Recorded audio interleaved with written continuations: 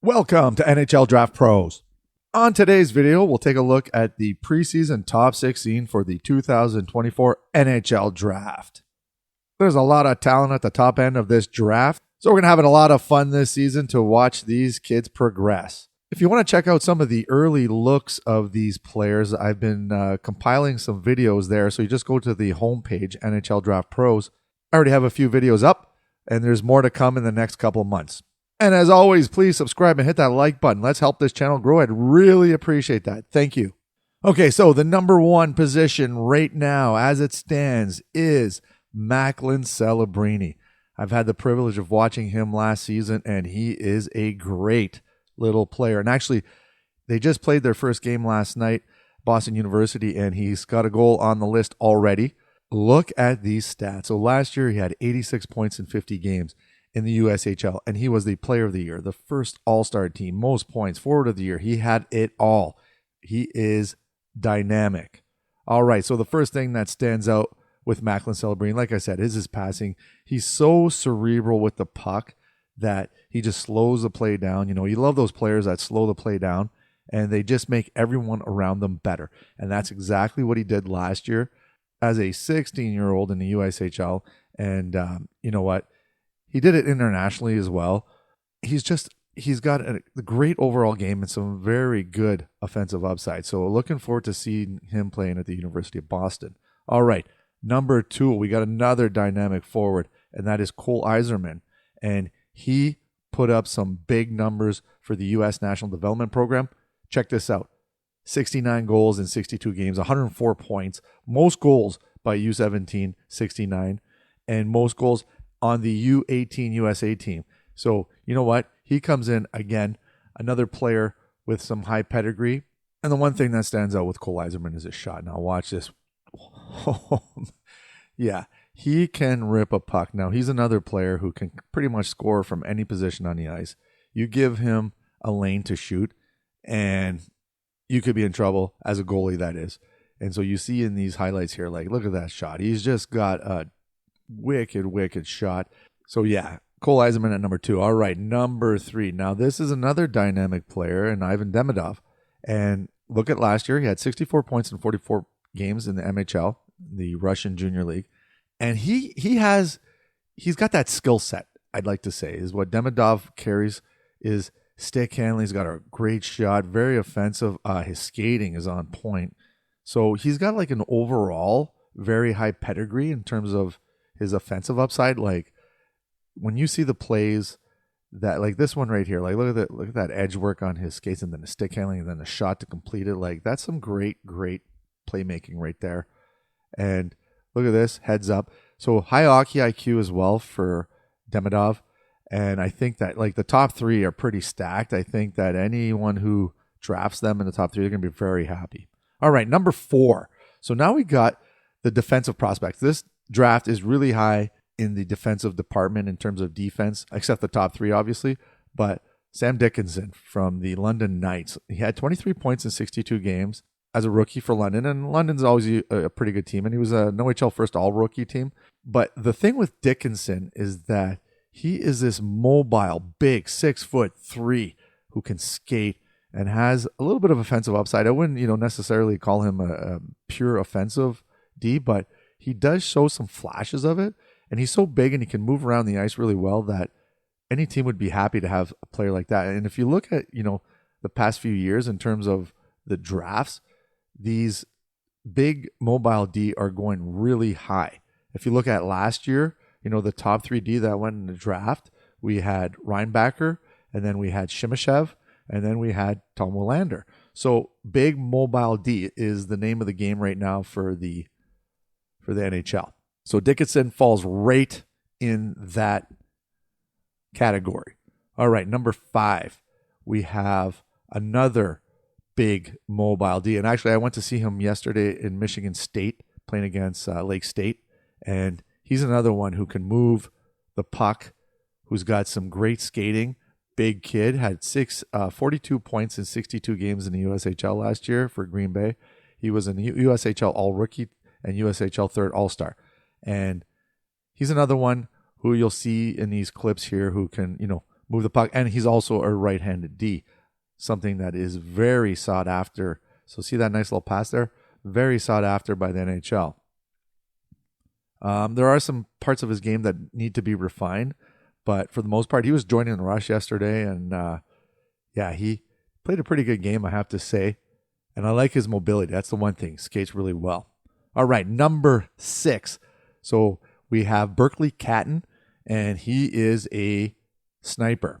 So last year, 55 points in 63 games. At the Hlinka Gretzky Cup, he had the most points on Team Canada and most goals, actually, in the whole tournament. And he's another one who can definitely put the puck in the net. I like his mobility. He's got some pretty good work ethic, I'd say. Like he's, pretty good 200-foot player. This season's going to, determine his stock, I guess you could say. And he's already started off on fire. And I think, this year, depending on how he does it in the season, like he definitely has some high-end skill. And so we'll see what happens and where he goes. I mean, he should be a top 10. Let's just put it that way, with the skill set and his offensive abilities. All right, number 7. Now this player here is one who shot up the rankings. Anton Silayev. I don't know if I'm pronouncing that right or not. Didn't put up some big numbers in the NHL last year. 8 points in 41 games. But right now, he's starting the KHL. He has started on fire. Now, the thing with him is that he is a big 6'7", I think, or 6'6" D, who is pretty mobile for his size. And again, NHL love big mobile D. So it's going to be interesting to see if he can maintain that pace right now. Like, he's going bananas in the KHL, but he's been flying up the rankings all over the place. And, he's another player who needs some refinement, needs some areas that need to be improved upon. But the thing is that he's already mobile and he's a big D. And so we're going to see, how his stock, I guess you could say, progresses during the season. All right, number 8, this player here, Konsta Helenius. He's been high on a lot of lists already. He had 28 points in 19 games in the Top Finnish League, Junior League last year. And he's a player that just buzzes around the ice. And, one of those hard workers, kind of like a Marco Kasper type player, in my opinion. Good 200-foot player, not the biggest kid, but works hard. He's, always in the mix, I guess you could say, on the ice. And he's doing pretty good already in the Liga, in the Finnish men's league this year. He's got a few points already. So look at this one right here. See that? He kind of bumps the player off, and then he heads to the net, and he ends up getting the goal here. Nice little backhand, but works hard, like his pace. Good player there at number 8. All right, number 9, we got Adam Jiricek, the brother of David Jiricek, who got drafted really high in Columbus. He's another player. He kind of plays similar to his brother.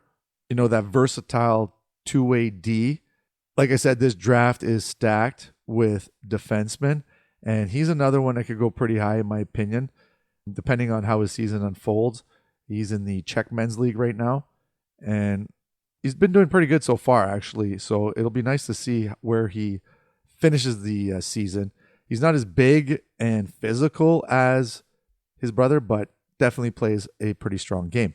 All right, number 10, I have Trevor Connelly. Now, this one here may come as a surprise because, he's kind of off the radar, I guess you could say. You don't really hear too much about Trevor Connelly, but he had 47 points in 57 games in the USHL last year. He was the second all-rookie. And the thing with Trevor Connelly, he's another player. Young kid who really good hard worker, has a good 200-foot game in the USHL on his team in Tri-City. He played the power play, the penalty kill, like they depended on him. And so he's one of those players that, like I said, he's a gamer. Let's just put it that way. And when he played for Team USA at the Hlinka, he definitely showed that, he can play with all the top end talent.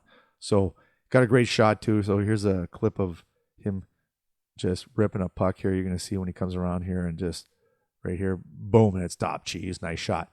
So I'll be interested to see how he does. He didn't start off too strong this season so far. So we're going to see how the season progresses with Trevor Connelly. All right. Number 11, we got the dynamic Cole Hutson, another brother D here. So Lane Hudson's brother, obviously, and he plays at the U.S. National Development Program. He had 68 points in 61 games last year, most points by D in the NTDP. And he had the U18s, World Juniors, most points by D, and he was an all-star for that tournament. So he's very similar to his brother. He's a little bit bigger, actually, than Lane. He can move around. Like, look at this. He's got some great edge work, not afraid to attack the net. Look at that. Get the rebound and score. So he's another one that can, buzz around the ice, and he's got some offensive upside. You know what? The thing is that I watched them Friday, and their first game at home there in Plymouth, and he does have some pretty good defensive part of his game, I guess you could say. He's not afraid to get physical. He's got a little physicality to his game. So you'd like to see that in D. Again, he's a little smaller, though, 5'10", I think they got him listed at. So, if he can get a little bit taller, a little bit bulkier, but I think he'll probably drop in the draft just because of his size. It's one of those things, unfortunately. And he hasn't put up as many points as he did last year yet. But you know what? It's early, so we still got a lot of time for Cole Hutson to tear up the USHL. All right, number 12, we have Igor Chernyshov. So he's another Russian who played in the MHL last year, had 38 points in 38 games, and not as dynamic as Demidov, but definitely has some high offensive upside, and he can, move around the ice pretty good. He's got some pretty good mobility. Look at this one here, attacks the net and gets his own rebound. I like his gameplay. He's not as doesn't have as much finesse, I guess you could say, as Demidov, but definitely has a pretty good rounded game. So we'll see where he progresses as the season unfolds. But right now we got him in the top 16. It's early, you know what I mean? We'll see how things change. But okay, at number 13, we got Zayne Parekh. Now he is a pretty interesting player. He had 37 points in 50 games last year for the Saginaw Spirit in the OHL. That's the most goals ever by a 16-year-old in the OHL, defenseman that is. And he was a CHL all-rookie team and an OHL first all-rookie team. Now, he is another one who can rip a puck. But the thing is that the one thing with Zayne is that he's a pretty good skater. And he doesn't mind joining the rush. So obviously there's some parts of his game that need to be refined, defensively that is. But for the most part, pretty good little player. I think they list him at 6 feet. So if he could get, a little bulkier, but definitely can move around the ice pretty well. And he's got some good offensive upside when you get, that many points and beat the record for most goals by a D, then definitely got to keep an eye on this one. But I like his gameplay. And like I said, he's a pretty good passer too. All right, number 14, we have Michael Brandsegg-Nygard. So he played in the Swedish U20 league last year, and he had 38 points in 35 games. Now, he's a player who's pretty, I'd say like he's a hardworking two-way forward, got a little offensive upside, but for the most part, like patrols the ice pretty good. And look at this, he gets a rebound here and nice pass there. But we'll see where, see how season unfolds playing against men and then determine his worth later on. All right, number 15. So Aron Kiviharju, he's dropped the last few years. Like we're talking, at one point, Kiviharju was really top rated, top 5, top 3 rated prospect for the 2024 NHL draft, but he's dropped a little bit. I think he's kind of stagnated. He hasn't really progressed as people had hoped, but he does have, that offensive skill set, great skater, mobile D, still small, though he's only like 5'10", I think they got him listed as. So we're gonna have to see how his season progresses. Unfortunately, he's got a season-ending injury, and so I think he's gonna miss the rest of the season. This is gonna hurt his draft stock for sure. So he might fall out of the top 16 by the end of the season. All right, and then the last one, number 16 here. Now, it could have went a few ways, but I went with Ryder Ritchie. I just like parts of his game. He had 55 points in 61 games last year in the dub. And he was the WHL Rookie of the Year. So he's got some pretty high pedigree. And he played really well at the Hlinka Gretzky Cup, had 9 points in 5 games or something like that. And he can shoot the puck. He's another one. Really, look at that rip. Eh? He can rip a puck. He started off on fire right now in the dub. So we're going to see how his season progresses. And that's it for the top 16 for the 2024 NHL draft. And, like I said, if you want to see some of the individual highlights and early look, I guess you could say is what I called it, for this draft class, just go to the homepage there and check that out. And as always, please subscribe and hit the like button to help us grow. I'd really appreciate that, and we'll see you soon. Cheers.